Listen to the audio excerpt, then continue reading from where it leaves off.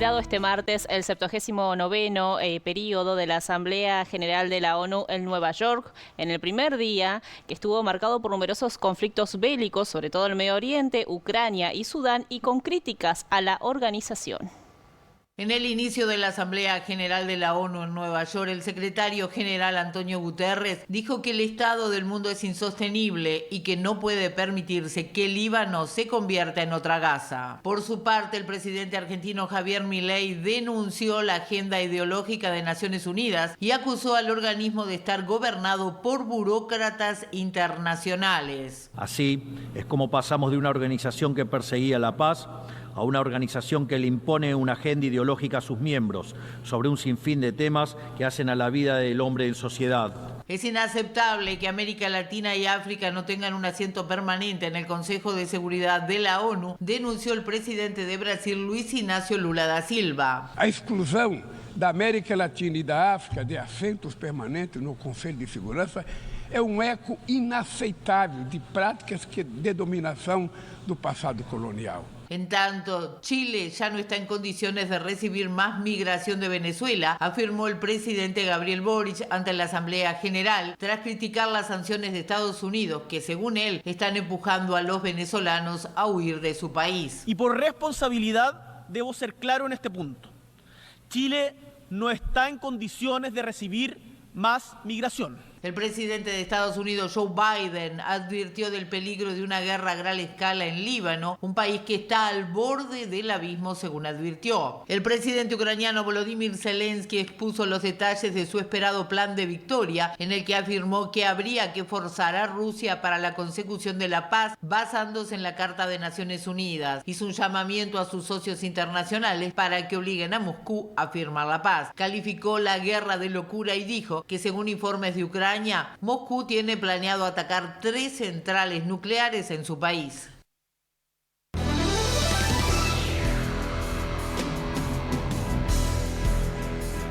Y en este escenario se hace propicio analizar lo que tiene que ver con esta primera jornada de la Asamblea de la ONU con el periodista y politólogo, además de analista internacional, Claudio Fantini. Claudio, ¿cómo estás? Bienvenido. ¿Qué tal, Rosario? Un gusto saludarte. ¿Qué tal? ¿Cómo estás, Lucía? Hola, Claudio. Siempre es un gusto para nosotros, Claudio. Te queremos preguntar entonces de los discursos dados en la pasada jornada por parte de los mandatarios, ¿cuál consideras vos que es necesario subrayar? Bueno, varios de los que pasaron son subrayables porque aportaron posiciones sobre cuestiones cruciales.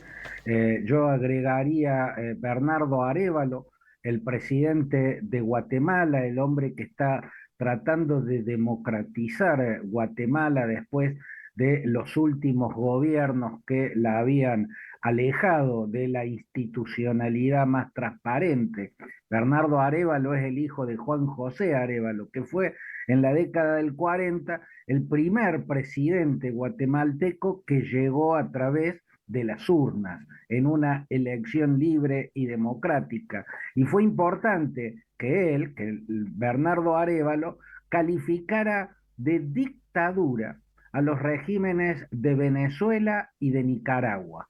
No todas las palabras tienen el mismo peso. Las que vienen de ciertos gobernantes por la credibilidad que tienen más peso, y ese es el caso de Bernardo Arévalo. Creo que Boric también tiene mucho peso al haberse pronunciado como se pronunció, además de lo que escuchamos recién, que tiene que ver con la inmigración y tiene que ver con el aumento de la diáspora que producen las sanciones norteamericanas, pero me parece que también hay que destacar que llamó dictadura al régimen de Maduro. No todos utilizan ese término, otros hablan de autocracia, otros hablan de gobierno autoritario, él habló de dictadura y reclamó al mundo reconocer a González Urrutia, a Edmundo González Urrutia, como presidente electo de Venezuela. Esto me pareció importantísimo por provenir de un presidente que viene de la izquierda, el presidente chileno Gabriel Boric. Creo que también es subrayable del rey Abdullah II, del reino hashemita de Jordania, haber señalado que la ONU está desprotegida y está casi impedida de llevar a cabo su labor humanitaria en la franja de Gaza, porque la ONU es uno de los blancos que tiene el ejército israelí en la operación que está desplegando en la franja de Gaza. Este es un hecho que había que apuntar, alguien tenía que hacerlo. No es común que con tanta impunidad se tome como blanco a las campañas de las Naciones Unidas, y eso está pasando en la franja de Gaza, lo cual agrava sustancialmente la tragedia humanitaria de los palestinos gazatíes, ¿no? Entre la dictadura genocida que les impone Hamás y la operación también de ribete genocida que lleva adelante Benjamín Netanyahu.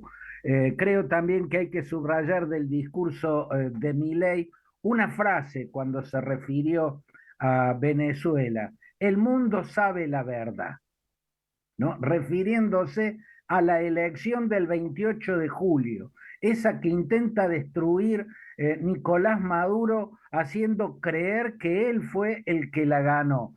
El mundo sabe la verdad. Y yo creo que ese es un rasgo muy significativo, porque creo que nadie duda en todo el mundo que a la elección del 28 de julio la ganó abrumadoramente González Urrutia, la ganó abrumadoramente la oposición, y por eso el régimen nunca pudo mostrar el escrutinio, nunca pudo mostrar las actas, nunca pudo comprobar lo que afirma basado en la nada, que ganó esa elección.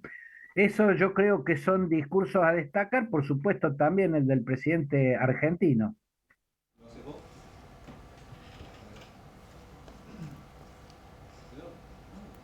Bien, Claudio, te agradecemos por hoy este contacto. Ya has destacado entonces lo que ha sucedido en esta primera jornada y el balance del mismo, así que estaremos en contacto en unos días nada más. Muchas gracias. Si puedo agregar una cosita, sí, Rosario, permitime. Del presidente argentino yo creo que hay que subrayar que fue un discurso negacionista del cambio climático, lo cual es particularmente grave en un momento en que Córdoba está ardiendo, las sierras de Córdoba están ardiendo. Ahora está llegando el presidente a Córdoba precisamente para estar presente, porque fue impresionante la ola de críticas que despertó, que diera un discurso negacionista del cambio climático cuando el país está sufriendo drásticamente, dramáticamente, una de las consecuencias del cambio climático. Bueno, ese es uno de los puntos que hace cuestionable un discurso que tuvo muchos otros puntos cuestionables por lo ideologizado, ¿no? Plantear que la ONU tiene una agenda socialista, pero ya lo hablaremos en otro momento, Rosario y Lucía. Perfecto, Claudia, muchas gracias por este contacto y este análisis como siempre. Abrazo grande. Que estés bien.